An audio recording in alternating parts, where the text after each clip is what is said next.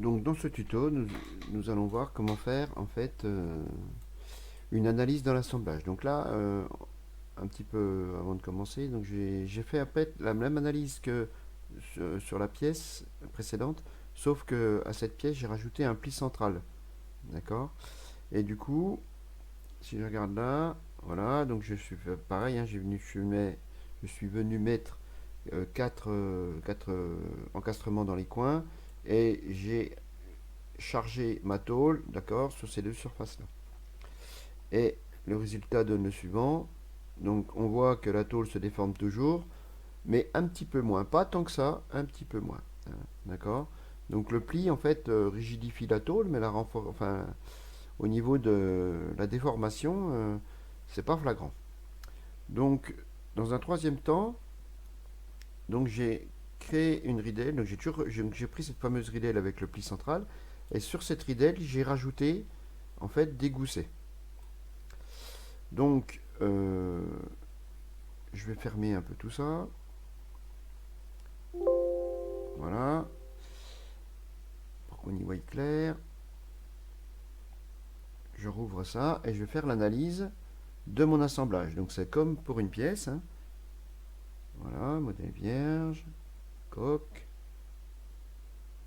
linéaire. Alors, c'est un peu différent quand on est sur un assemblage, puisque si je me mets bien comme ça, normal à ma pièce, je m'aperçois, comme il m'a fait une fibre neutre, que du coup, il y a un espacement entre mon gousset et ma tôle. Donc il va falloir que je bouche cet espacement, hein, avant de lancer l'analyse. Donc dans un premier temps, je vais simplifier comme tout à l'heure mes différentes pièces. Donc là, tac, je simplifie ma tôle. Hop, voilà. Je viens boucher les trous. Non, non, c'était celui-là. Tac.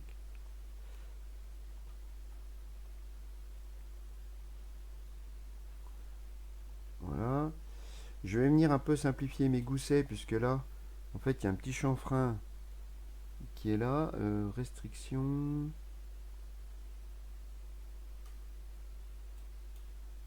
Donc cette arête là et cette arête là. Je suis pas sûr que je puisse en faire plusieurs en même temps. Non. Voilà. Donc dans l'assemblage, ça devient vite fastidieux si vous avez beaucoup de pièces. Mais l'étape de simplification est indispensable. Puisque sinon les pièces sont un peu trop complexes. Il y a des petits endroits avec des petits détails, hein, le maillage se fera pas bien puisque la valeur cible souvent est un peu plus grande que les petits détails. Et du coup, eh ben, ça va faire planter le résultat. Donc là, j'ai simplifié ma pièce. Maintenant, je vais venir pour chaque gousset prolonger mes arêtes. Donc là, je vais venir sur ces deux arêtes là avec du coup la face là. Hein, je vois, ça fait un petit prolongement. Je vais là avec la face du haut. Voilà. Et au niveau du centre, donc ce qui marche bien, c'est de prendre forme. Voilà. Alors des fois, ça marche pas avec une arête. D'accord. Donc il faut enlever, désélectionner cette arête là et prendre l'autre. Donc voilà. Je répète l'opération sur les autres goussets et on reprend la vidéo. Donc voilà, j'ai fait le prolongement de toutes mes arêtes. Donc normalement le résultat doit être le suivant. Donc on doit avoir des petits traits sur la face avant et des petits traits sur la face arrière. Donc je vois que je n'ai pas oublié. Donc voilà, donc maintenant il va y avoir une opération en fait de soudage entre les pièces. Donc pour cela je vais utiliser toujours la fonction impression. Donc la forme à modifier, c'est ma tôle. Et les différentes sections, donc c'est mes différents goussets. Voilà. Je soude, et du coup maintenant ma pièce est complètement soudée. Je vais venir comme tout à l'heure faire une petite esquisse. D'accord. Toujours pareil, hein, de 50 de haut. Hein.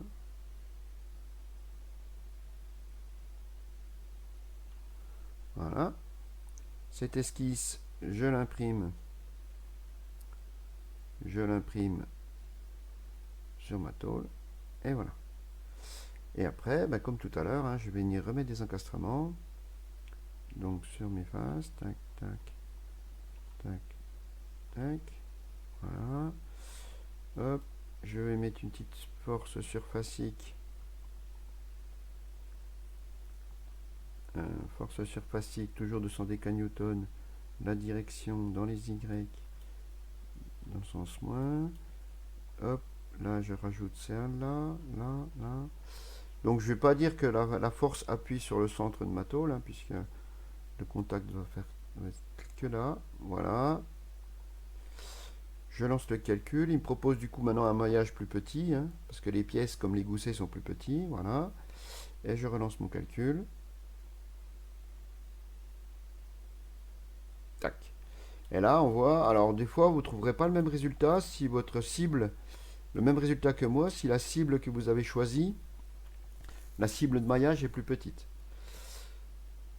Donc voilà, donc bah, je m'aperçois qu'en mettant des goussets, ça rigidifie vraiment ma ridelle. Hein. Alors après, ce qui va être intéressant, ça va être de venir modifier les épaisseurs des différentes pièces. Par exemple, je reviens dans ridelle, je reviens dans structure, je choisis là. Est-ce que je peux les faire tous d'un coup? Non. Donc du coup, je vais pas aller là. Je vais revenir dans ma maquette de départ, je vais rouvrir un gousset. Voilà. Le gousset est en épaisseur 2, je vais venir le mettre en épaisseur 3 pour voir l'impact que ça a sur ma pièce. Donc du coup, si je reviens là, dans mon analyse, normalement dans la structure, les goussets sont passés à 3 mm, très bien. Voilà, je rafraîchis ma solution, donc là j'étais à 0,11 mm, et là je passe du coup à 0,1. Donc on s'aperçoit qu'en mettant des goussets de 3 mm, on a seulement, en fait on n'a pas bougé, on n'a pas forcément gagné en déformation, enfin en non-déformation. Hein, on a plutôt perdu en poids. Hein, donc des fois on a l'impression de se dire tiens en mettant une épaisseur plus grande on va obtenir un résultat mieux. Eh ben en fait non. Donc voilà. Euh, donc bah, on peut réessayer là. Ouais, par exemple j'ai pas essayé mais on va essayer de mettre des goussets de comme la Ridel de 1,5. Voilà. Je reviens directement là. Je réactualise.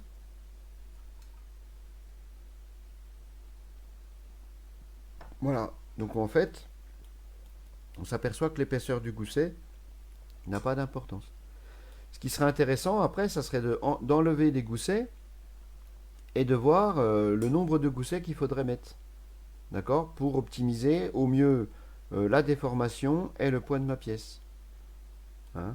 Donc là après, du coup, d'où l'intérêt par exemple après de faire des maquettes paramétrées, hein, des maquettes paramétrées en mettant un nombre de goussets comme paramètre et, du coup bah, vous n'auriez qu'à changer le paramètre, ça modifierait la maquette et ça vous réactualiserez votre calcul et ça vous ferait un nouveau scénario.